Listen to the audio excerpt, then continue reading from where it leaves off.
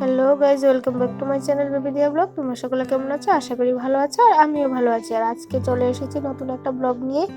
আজকে ভাইয়ের বার্থডে, তাই আমার বোন এসেছে। আর কেউ আসবে না, ছোট করেই করব, বেশি কিছু করতে পারবো না এখন, অনেক কিছু অসুবিধা আছে তার জন্য। তো শুধু আমার ছোট বোন এসেছে, বোনের মেয়েকে নিয়ে। আর বড় বোন আসতে পারবে না, বড় বোনের মেয়ের পরীক্ষা চলছে, তাই আসতে পারবে না। আর এখন আমি দেখো রান্না করছি। রান্নাতে আজকে হবে পোলাও আর মাংস। তো আমি আগে রান্নাটা করে তারপর ভাইয়ের বার্থডেটা সেলিব্রেট করব। কেক আনা হয়ে গেছে, ছোট বোন আসার সময় কেক নিয়ে এসেছে। বেশি কিছু করব না, শুধু আমরাই, আমার হাজবেন্ড, আমি, আমার ছোট বোনের মেয়ে, মা, বাবা, ভাই, আর সাথে আমার দেয়াশোনাও আছে। দেয়াশোনার কথা তো বলতে ভুলেই গেছি। তো এখন আমি রান্না করছি, এখন বসিয়েছি মাংসটা হওয়ার পর তারপর রেডি হয়ে ভাইয়ের বার্থডেটা সেলিব্রেট করব। তো এখানে দেখো মাংস হচ্ছে আর পোলাও বসিয়ে দিয়েছি একসাথে, কারণ এগুলো হওয়ার পর তারপরেই ভাইয়ের বার্থডে শুরু হবে, মানে কেক কাটিং। তো আমি রান্না করে ড্রেস চেঞ্জ করে নিয়েছি। এই দেখো আমার দিয়া শোনা বসেছে মামার কোলে, আর ও আজকে খুবই হেসেছে, কারণ ওর শরীরটা দুদিন ধরে ভালো না, একটু জ্বর ছিল। তো এখন জ্বরটা নেই, আর ঘুমও ভালো হয়েছে, কিছুক্ষণ সময় ঘুমিয়েছে। তো শরীরটা মনে হয় একটু ভালোই আছে এখন, সেই জন্য ডাক দিলেই হাসছে। দেখো হাসাহাসি করছে। তো দেখতে থাকো ব্লগটা।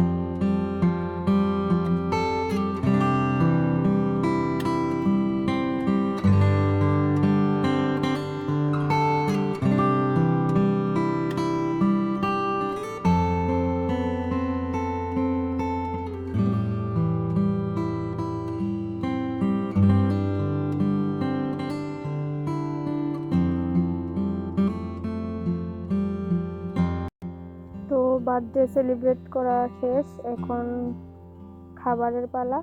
তো আমার ছোট বোন বসেছে ওর মেয়েকে খাওয়াতে, তো একসাথে ও খেয়ে নিচ্ছে। তো এখন বসে গেছে বাবা আর ভাইও খেতে, ওদেরকে খেতে দিয়ে দিয়েছি। আর আমার বর হাতি নিয়ে বসে খাচ্ছে। ও বলেছে ওকে যেন না উঠাই, ও লজ্জা পাচ্ছে, তাই ওকে দেখাইনি ব্লগে।